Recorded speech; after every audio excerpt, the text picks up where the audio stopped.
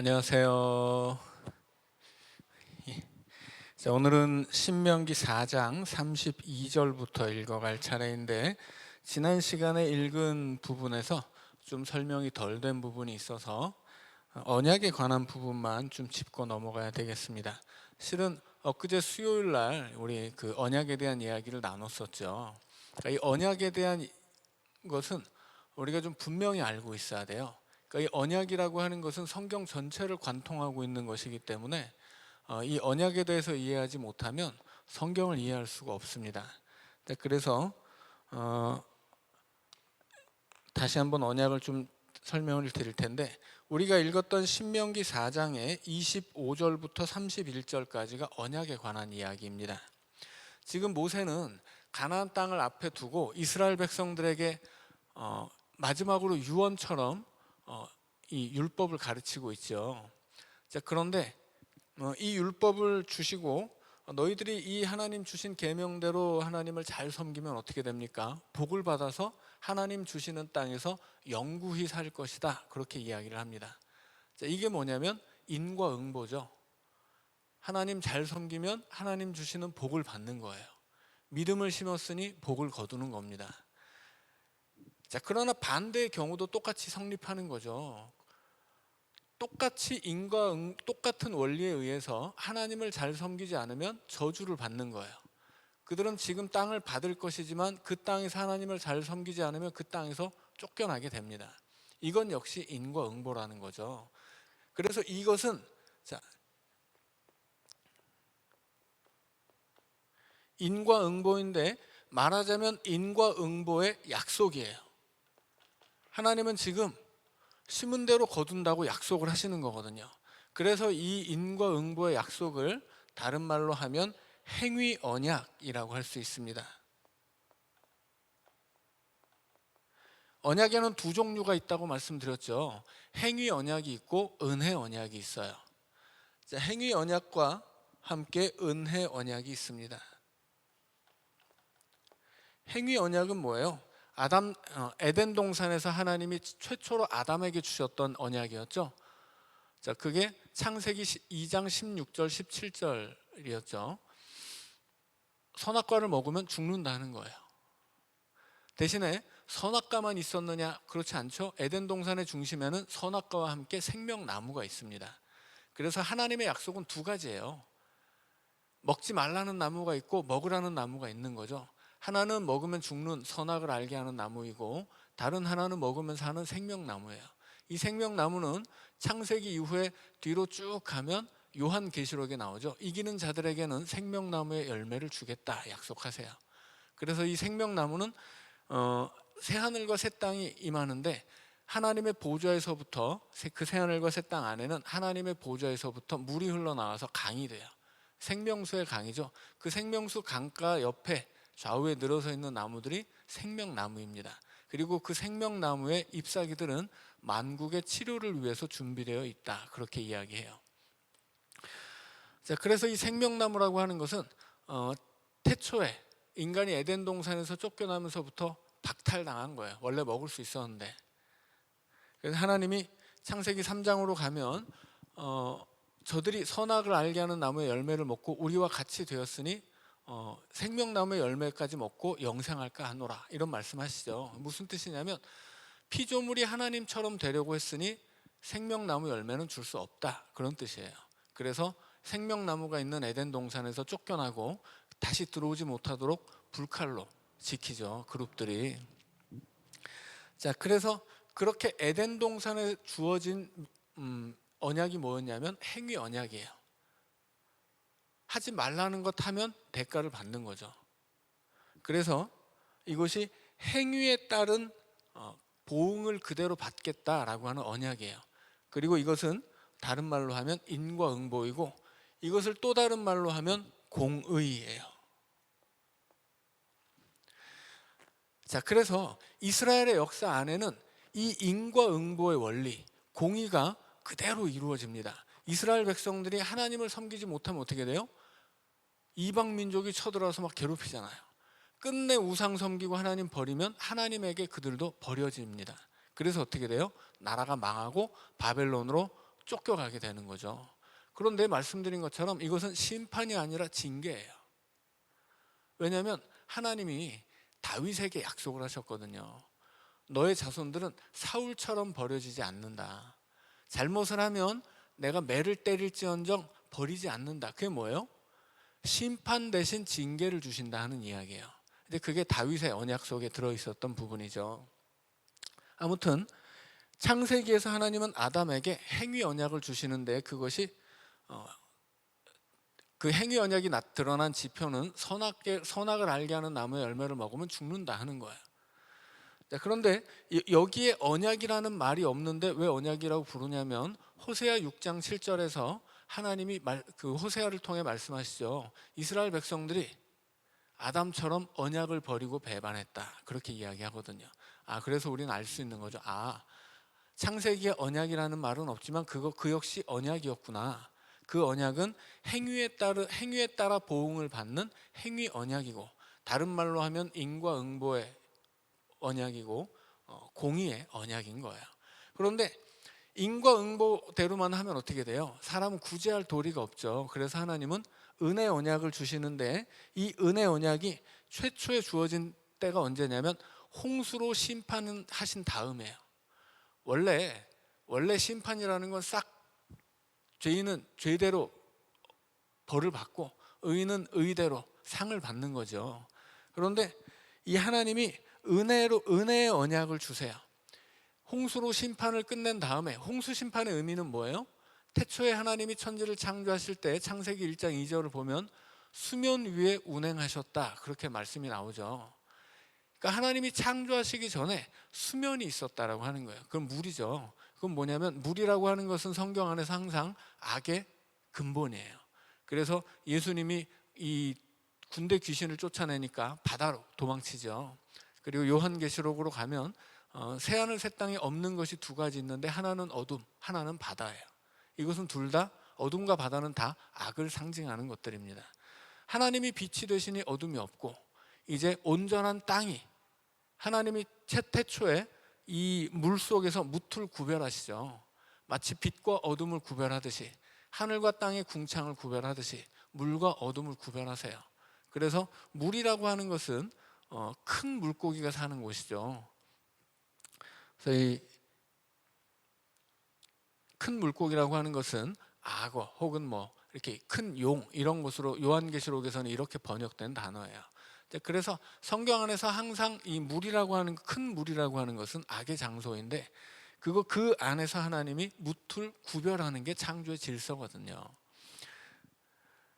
그랬는데, 그래서 그 하나님이 천지를 창조하실 때 빛과 어둠을 나누시고 궁창과 궁창을 나누시고 물과 땅을 나누셨는데 물로 다 덮어버리니까 어떻게 된 거예요?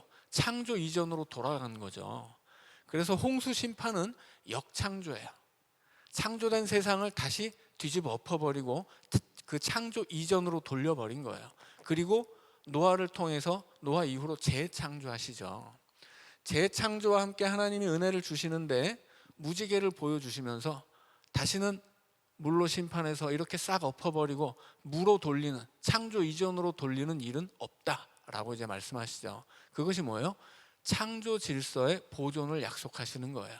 그래서 최초의 은혜 언약은 노아 언약인데, 노아 언약은 창조 질서 보존의 언약이죠. 그리고 노아의 언약으로 증거가 무지개였죠. 그 다음에 주어지는 언약이 이제 아브라함이죠. 아브라함의 언약은 아브라함 이야기 전체에 녹아들어 있는데 가장 핵심적인 내용은 15장 17장에 있어요. 15장에는 하나님이 언약을 맺는 장면이 묘사되어 있고 17장은 그 언약의 내용이 구체적으로 이제 기록되어 있습니다. 아브라함 언약의 증거는 할례였죠. 아브라함의 언약은 두 가지예요. 하늘의 별처럼 많은 자손을 주고 그 자손들이 살아갈 땅을 주며 하나님은 너의 자손들의 하나님이 될 것이다 라고 하신 거죠. 뭐 그렇게 하면 세 가지네요. 자, 그래서 아브라함에게 할례가 주어지고 그 언약의 증거로 이제 할례가 주어지고, 하나님이 끝끝내 이스라엘 백성들이 죄를 지어도 다시 가나안으로 데려온 이유는 뭐예요? 아브라함에게 약속을 하셨기 때문이에요. 이스라엘 백성들이 죄를 지어도 버리지 않는 이유가 뭐예요? 내가 네 자손들의 하나님이 되겠다고 약속을 하셨기 때문이에요. 자, 그 다음에 아브라함의 약속은 뒤로 가면 어디로 갑니까? 이제 모세 언약으로 이어지죠. 모세 언약은 시내산 언약이죠. 자, 모세 언약의 증거는 뭐라고요? 그것은 안식일이에요. 자, 그리고 그 모세 언약으로 가면 아브라함에게 약속하셨던 자식, 그 자손들, 내가 그들의 하나님이 될 것이다 하셨기 때문에 그 약속을 이루시죠. 하나님 백성으로 삼아요. 그리고 사명을 주세요. 너희들은 제사장이야, 제사장 나라야 약속하시죠. 자, 그래서 모세에게 주신 약속은 아브라함에게 주신 약속의 일부 성취예요. 그리고 그 다음에는 이제 다윗에게 이어지죠. 다윗에게 가면 아브라함에게 주셨던 약속이 다윗 시대에 온전히 이루어집니다. 아브라함에게 주셨던 약속 중에 자손의 약속은, 별처럼 많은 약속은 출애굽기에서 이루어졌고요. 그리고 애굽을 나와서 가나안으로 들어오면서 일부 이루어집니다. 그런데 하나님이 아브라함에게 주셨던 약속은 북쪽으로는 유프라테스 강가, 남쪽으로는 애굽 강가거든요. 그게 여호수아 시대에는 이루어지지 않고 다윗 시대에 비로소 이루어져요. 그리고 그때 비로소 예루살렘도 점령이 됩니다. 그래서 다윗 시대에 와서 아브라함에게 주셨던 자손과 땅의 약속이 다 이루어져요. 그리고 하나님은 다시 다윗에게 약속을 주시는데 이번에는 왕권의 약속을 주시죠. 왕권의 약속은 뭐예요? 다윗의 가문을 지켜주겠다는 것이 아니라 하나님이 세우시는 다윗 같은 왕을 통해서 하나님이 통치하신다는 하나님 나라의 약속이에요. 하나님 나라는 땅이 아니라 다스림이라고 말씀드렸죠. 하나님이 통치하시면 다 하나님 나라예요. 그래서 다윗에게 주신 약속이 왕권이에요. 근데 이 다윗 언약의 증거는 뭐냐면 성전이었죠. 그래서 다윗이 성전을 지으려고 하는데 하나님이 거절하시고 내가 네 집을 지어주겠다 말씀하시면서 너는 안 되고 네 아들이 짓고 내가 너의 자손들의 하나님이 된다라고 말씀하시죠. 그래서 그 자손은 단순히 솔로몬 개인이 아니라 다윗의 왕권을 잇는 이후로 다윗의 후손으로 올 메시아를 말하는 것이라고 이야기를 했습니다. 마치 다윗 개인만을 이야기하는 것이 아니라 이스라엘의 왕이라는 것 자체가 하나님의 통치를 대신하는, 그래서 하나님의 다스림을 대신 성취하는 하나님의 종이었죠. 그래서 다윗이 성전을 짓지 못하고 다윗의 자손에게 성전이 넘어가고 하나님이 그 성전을 짓는 다윗의 자손에게 함께하고 그들을 영원히 세워준다고 말씀하신 것은 솔로몬을 얘기한 게 아니에요. 솔로몬은 시작부터 아주 그 망하는 길로 가죠. 애굽의 공주를 아내로 들이고 성전과 자기 집을 지으면서 하나님이 약속하신 그 약속의 땅을 팔아서 이 건물들을 짓는단 말이에요. 신명기가 말하는 왕이 해서는 안 되는 세 가지를 그대로 다 하는 사람이 솔로몬이에요. 1000명의 처첩을 지어서 1000개 성전 1개를 지었다면 1000개의 우상의 단을 지은 것이 솔로몬이죠. 이 솔로몬은 끝내 우상을 섬기다 하나님께 버림받습니다. 2번이나 하나님이 꿈에 찾아와서 네 아버지 다윗처럼 돌이켜라 라고 말하지만 듣지를 않죠. 버림받습니다. 그리고 그래서 다윗 이후에는 이제 이스라엘의 역사는 멸망을 향해 이제 굴러가게 되는 거예요. 그리고 다윗 언약 안에서 이 언약의 증거는 성전입니다. 하나님이 너희들이 짓는 성전에 내가 임하겠다라고 하는 거죠. 그래서 이스라엘 백성들이 바벨론에 잡혀갔다 돌아와서도 그렇게 죽자 사자 성전을 지은 거예요. 그리고 하나님이 내가 그 성전에 임하겠다 말씀하시는 거죠. 하나님이 거기 임해서 이제 하나님이 다스리시는데, 이스라엘을 다스리시는데 하나님은 직접 통치를 하지 않고 왕을 세워서 간접 통치를 하시죠. 그것이 바로 메시아이고, 그렇게 약속된 하나님의 간접 대리자, 그게 메시아이고, 그 메시아를 약속하는 것이 다윗 언약이에요. 그래서 이스라엘 백성들에게는 이런 언약이 계속 주어지는 거 총 7개죠. 처음에는 에덴 동산의 행위 언약, 아담 언약이죠. 그 다음에 노아, 아브라함, 모세, 그 다음에 하나가 어디로 갔죠? 새 언약이죠, 새 언약. 구약에 그래서 모세 다음은 이제 다윗까지 5개가 있고, 그 다음에 예레미야가 새 언약을 예언하죠. 그리고 새 언약을 성취하러 예수님이 오셔서 제자들과 함께 떡을 먹으면 포도주를 마시면서 뭐라고 하세요? 이것은 새 언약을 위해서 붓는 내 피다, 이제 그렇게 말씀하세요. 그래서 성경 안에는 6가지 언약이 있어요. 마지막 6번째 새 언약은 예수님이 성취하시는데, 이것은 구약에서는 예레미야에 의해 예언이 됩니다. 자, 그래서 이스라엘의 역사가 말씀드린 것처럼 N자를 좀 옆으로 눕혀놓으면 이스라엘의 역사라고 그랬죠. 자, 그래서 이스라엘의 역사 안에는 2개의 산이 있어요. 그리고 구약의 이스라엘은 2번째 산을 오르는 중이라고 말씀드렸죠.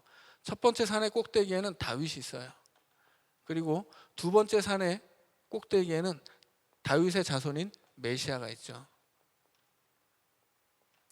자, 그래서 이 창조로부터 시작되는 이스라엘의 역사 안에 하나님이 주신 이 언약들이 있는 거예요. 최종적으로 예수 그리스도에게서 새 언약이 이루어지고, 이 새 언약을 향해서 에덴 동산에서부터 아담 언약, 그 다음에 노아 언약, 아브라함 언약, 모세 언약, 다윗 언약이 같이 이 역사의 원리로서 주어지는 거예요. 가장 근본적인 원리는 이걸 2가지로 요약하면 2개예요. 하나는 행위 언약, 다른 하나는 은혜 언약. 행위대로 하나님 잘 믿으면 복을 받을 것이지만 못 믿으면 저주를 받는 것이고, 그럼에도 불구하고 하나님이 버리지 않고, 때릴지언정 버리지 않고 징계를 해서라도 끝까지 데려간다라고 하는 은혜의 언약이 있는 거예요. 그래서 이스라엘의 역사 안에서 다윗 시대처럼 이 이스라엘이 고향된 이유는 뭐예요? 다윗이 하나님 앞에 온전했기 때문이에요. 멸망하는 이유는 뭐예요? 이스라엘이 하나님을 버렸기 때문이죠. 그래서 다윗 이후로 멸망을 향해 가는 역사는 이 아담 언약의 결과입니다. 행위대로 보응을 받는 거예요. 다만 다른 은혜 언약이 있기 때문에 이스라엘이 멸망하는 이 시점에서 이스라엘의 멸망은 심판이 아니라 징계가 되는 거죠. 징계를 겪은 이스라엘 백성들은 다시 메시아의 통치를 향해서 다시 그 역사가 이제 고양되어 가는 것입니다. 그래서 이 성경에 나오는 이스라엘의 역사 안에는 이 2가지 원리가 있는 거예요. 하나는 행위 언약, 하나는 은혜 언약. 그래서 이 2가지 언약을 중심으로 이스라엘 백성들이 이 역사를 살아가는데, 신명기 안에서 특별히 우리가 지난 시간에 읽었던 25절부터 28절까지는 행위 언약이에요. 너희들 하나님 제대로 믿지 않으면 벌 받을 거야. 하나님 버리면 너희들도 버려지는 거야. 너희들은 저주를 받아 망하고 그 땅을 다시 빼앗겨. 이런 이야기를 하죠. 그러나 29절부터 31절까지 그렇지만 너희들이 하나님을 찾기만 하면 하나님도 너희를 다시 찾으신다. 그리고 하나님은 너희를 버리지 않고 너희들이 환난을 당하다가 끝날에 하나님께 돌아와서 그의 말씀을 청종하게 될 것이다. 왜냐하면 이게 다 약속이 돼 있는 것이거든요. 자, 그래서 31절의 결론은 뭐예요? 내 조상들에게 맹세하신 언약을 잊지 아니하시리라, 이거예요. 언약을 잊지 않는 거예요. 이스라엘의 역사는 이제 가나안 땅에 들어가서 이 가나안 땅에 오기 전에 광야에서 이스라엘이라는 민족이 형성되었다면, 이제 가나안에 들어가면 이스라엘이라는 나라가 세워지죠. 그 이스라엘이라는 나라가 가나안에서 살아갈 그 역사는 여기서 이야기하는 2가지 언약에 의해서 진행되어 가는 거예요. 자, 그래서 이 신명기는 그래서 중요해요. 이 신명기는 이 2가지 언약을 가지고서 이스라엘 백성들에게 너희들 들어가서 어떻게 살아야 되느냐, 이걸 가르쳐주는 말씀이거든요. 자, 그래서 신명기가 구약에서 가장 중요한 책이고, 신구약을 통틀어 이 신명기가 모든 성경 안에 원리를 제공한다라고 말씀드렸습니다. 자, 32절부터 읽습니다. 내가 있기 전 하나님이 사람을 세상에 창조하신 날부터 지금까지 지나간 날을 상고하여 보라. 하늘이 끝에서 저 끝까지 이런 큰 일이 있었느냐? 이런 일을 들은 적이 있었느냐? 어떤 국민이 불 가운데서 말씀하시는 하나님의 음성을 너처럼 듣고 생존하였느냐? 어떤 신이 와서 시험과 이적과 기사와 전쟁과 강한 손과 편 팔과 크게 두려운 일로 한 민족을 다른 민족에게서 인도하여 낸 일이 있느냐? 이는 다 너희의 하나님 여호와께서 애굽에서 너희를 위하여 너희의 목전에서 행하신 일이라. 이것을 내게 나타내심은 여호와는 하나님이시요 그 외에는 다른 신이 없음을 내게 알게 하려 하심이니라. 여호와께서 너를 교훈하시려고 하늘에서부터 그의 음성을 내게 듣게 하시며 땅에서는 그의 큰 불을 내게 보이시고 내가 불 가운데서 나오는 그의 말씀을 듣게 하셨느니라. 여호와께서 내 조상들을 사랑하신 고로 그 후손인 너를 택하시고 큰 권능으로 친히 인도하여 애굽에서 나오게 하시며 너보다 강대한 여러 민족을 내 앞에서 쫓아내고 너를 그들의 땅으로 인도하여 들여서 그것을 내게 기업으로 주려 하심이 오늘과 같으니라. 그런즉 너는 오늘 위로 하늘에나 아래로 땅에 오직 여호와는 하나님이시요 다른 신이 없는 줄을 알아 명심하고 오늘 내가 네게 명령하는 여호와의 규례와 명령을 지키라. 너와 네 후손이 복을 받아 네 하나님 여호와께서 네게 주시는 땅에서 한없이 오래 살리라. 자, 지금 이 언약의 결과를 이야기하는 거죠. 약속대로 살자. 그러면 지금 하나님이 너에게 주실 그 땅에서 한없이 오래 산다 하는 것입니다. 자, 41절입니다. 그때 모세가 요단 이쪽 해돋는 쪽에서 세 성읍을 구별하였으니 이는 과거에 원한이 없이 부지중에 살인한 자가 그곳으로 도피하게 하기 위함이며 그중 한 성읍으로 도피한 자가 그의 생명을 보존하게 하기 위함이라. 하나는 광야 평원에 있는 베셀이라 루벤 지파를 위한 것이요 하나는 길르앗 라못이라 갓 지파를 위한 것이요 하나는 바산 골란이라 므낫세 지파를 위한 것이었더라. 자, 여기까지 읽으면 이제 신명기의 서론입니다. 그래서 여기까지 이 앞으로 이어질 그 모든 구속사의 배경을 설명해 준 거예요. 뭐 말하자면 이것을 역사적 선 이렇게 제목을 붙일 수도 있습니다. 그리고 이제 44절부터 이후로는 하나님이 이스라엘 백성에게 주시는 여러 가지 이제 율법들이 있습니다. 자, 44절부터 읽습니다. 모세가 이스라엘 자손에게 선포한 율법은 이러하니라. 이스라엘 자손이 애굽에서 나온 후에 모세가 증언과 규례와 법도를 선포하였으니 요단 동쪽 벳부올 맞은편 골짜기에서 그리하였더라.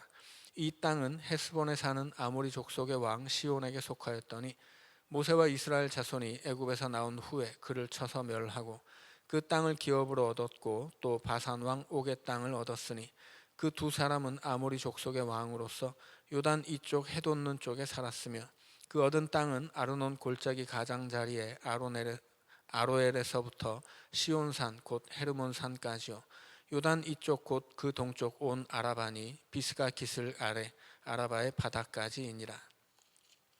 자, 5장으로 가면 이제 신명기 10계명을 다시 한번 설명해 주고 있습니다. 자, 5장 읽습니다. 모세가 온 이스라엘을 불러 그들에게 이르되 이스라엘아 오늘 내가 너희의 귀에 말하는 규례와 법도를 듣고 그것을 배우며 지켜 행하라. 자, 1절 말씀에서 하나님이 명령하시는 것은 네 가지죠. 일단 들어야 돼요. 듣고 그 다음 그것을 배워라. 듣는 것이 이 시대는 배우는 거라고 말씀드렸죠.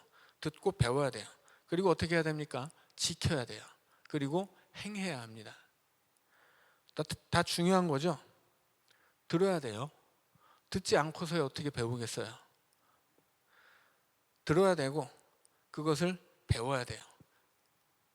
자, 그리고 성경 안에서 배운다라고 하는 것은 단순히 머리에 집어넣는 게 아니에요. 요즘 우리가 살아가는 시대의 배움, 그것은 지식을 머리에 넣는 거죠. 이 시대의 배움은 머리에 넣는 게 아니라 몸으로 체화하는 거예요. 이 시대의 배움은 배워서 안다고 하는 것은 머리로 아는 것이 아니라 삶으로 그것을 행하는 겁니다. 그래서 이 배움의 개념이 성경 안에서와 오늘 우리의 개념이 좀 달라요. 성경 안에서의 배움은 그냥 머리로 배우는 게 아니에요. 그것은 마음에 새겨져서 말과 행동으로 드러나는 것입니다. 그래야 배운 거예요. 안 그러면 못 배운 겁니다. 자, 그래서 하나님의 말씀을 들을 뿐 아니라 그것을 배워야 돼요. 그것을 체화시키라는 거죠. 그리고 그 배움을 지켜야 돼요.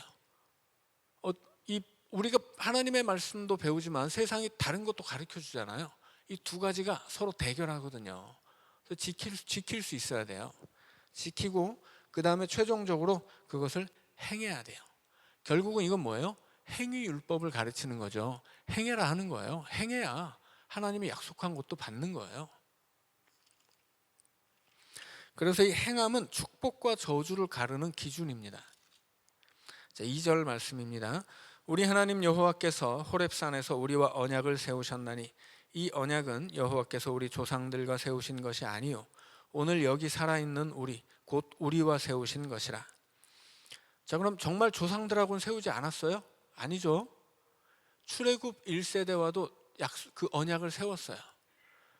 그리고 다시 그 2세대와 세운다고 하는 거죠. 그러니까 지금 모세가 하는 이야기는 니네가 처음이다 그런 얘기가 아니에요. 하나님이 언약을 세우시는데 옛사람이 세웠던 언약은 그건 필요 없고 너희들은 너희들도 하나님과 언약을 맺어야 된다라고 하는 이야기죠. 그래서 언약은 계속 갱신돼야 되는 것입니다. 자, 4절입니다.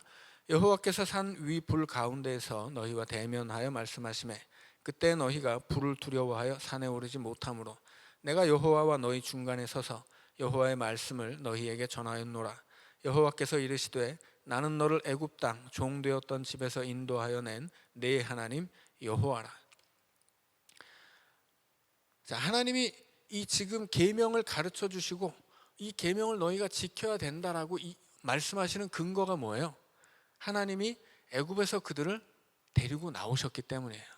무슨 얘기냐면 너희들은 옛날에는 애굽의 노예였어. 하지만 지금은 나의 백성이야. 그러니까 너희들은 나의 백성이기 때문에 나의 법을 배워야 돼.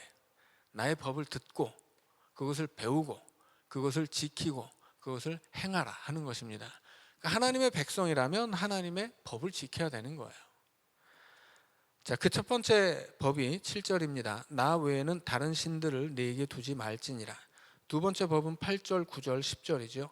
너는 자기를 위하여 새긴 우상을 만들지 말고 위로 하늘에 있는 것이나 아래로 땅에 있는 것이나 땅 및 물속에 있는 것에 어떤 형상도 만들지 말며 그것들에게 절하지 말며 그것들을 섬기지 말라. 나 네 하나님 여호와는 질투하는 하나님인즉 나를 미워하는 자의 죄를 갚되 아버지로부터 아들에게로 3, 4대까지 이르게 하거니와 나를 사랑하고 내 계명을 지키는 자에게는 1000대까지 은혜를 베푸느니라. 자, 3, 4대까지 죄를 갚는다는 건 뭡니까? 그건 징계예요. 반대로 1000대까지 베푸는 건 뭐예요? 은혜죠. 하나님이 은혜의 언약도 주시고 징계를 약속하는 행위의 언약도 주셨는데 어떤 게 더 강해요? 은혜가 더 강합니다. 인간의 죄보다 하나님의 은혜가 더 강해요. 하나님의 은혜는 우리의 죄를 덮어버립니다. 우리의 죄는 하나님의 은혜 앞에서 아무것도 아닌 거죠. 자, 그런데 캐톨릭에서는 첫 번째 계명과 두 번째 계명을 하나로 뭉쳐요. 왜 그러냐면 거기는 형상이 많기 때문에 그래요. 캐톨릭에는 형상이 많죠. 뭐 마리아도 있고 이제 이 옛날에 그 종교 개혁을 거치면서 이 하나님의 형상을 옛날에는 뭐 지금보다도 훨씬 더 많았죠. 왜냐하면 옛날에는 글을 몰랐거든요. 그러니까 글을 알든 모르든 이 교회에 오면 까막눈일 수밖에 없는 게 그 시대에는 이미 쓰지 않는 이미 역사에서 사라져버린 로마의 글자 그거를 교회에 오면 그걸로 성경을 읽고 그걸로 찬양을 부르고 그걸로 이 하나님 말씀을 전했단 말이에요. 그러니까는 일반 백성들은 애초에 글자도 모르지만 글자를 아는 사람들조차도 교회에 와서 옛날에 이미 사라져버린 그 로마의 글자들로 성경을 읽고 쓰고 막 이러니까 이건 도무지 알 수가 없는 거예요. 그래서 성경 말씀은 여튼 신부님들이 가르쳐 주는 대로 그게 다였거든요. 그러니까는 면죄부를 팔고 이거 사면은 구원 받는다고도 사는 거예요. 그게 하나님 말씀인 줄 아니까. 그래서 종교개혁 시대에 가장 그 종교개혁을 위해서 중요한 일이 뭐였냐면 성경을 번역하는 일이었어요. 그래서 구텐베르그의 인쇄혁명이 일어나지 않았으면 종교개혁도 일어날 수 없는 거예요. 그래서 이 종교개혁가들이 제일 많이 한 일이 계속 성경을 번역해서 막 뿌린 거예요. 이 신문처럼 막 뿌렸어요. 길에다가. 그래서 막 그 옛날에 뭐 지금은 그런 게 없지만 이 산업혁명 시대에 뭐 이렇게 무슨 특별한 일만 있으면 막 이 그 유럽이나 미국 같은 데서 막 이 신문을 막 그 특별한 그 기사들을 막 뿌렸거든요.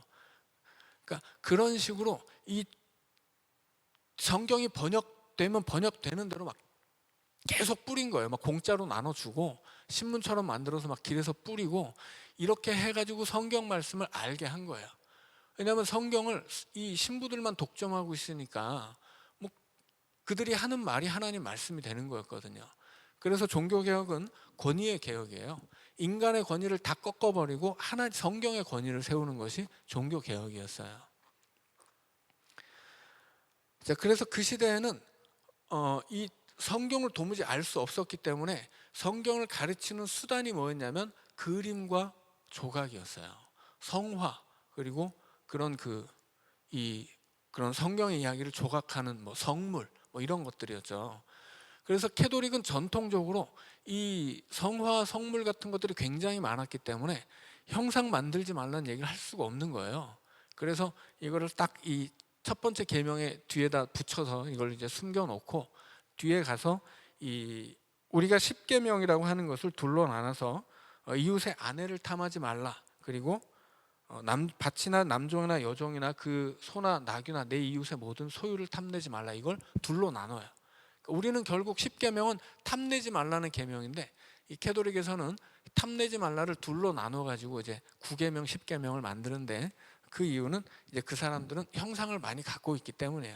여튼 뭐 자기들의 입장에 따라서 뭐 어쩔 수 없었던 부분이죠. 자, 11절 말씀입니다. 자, 여기까지 읽고 3분 쉬었다가 11절부터는 다시 읽어가도록 하겠습니다.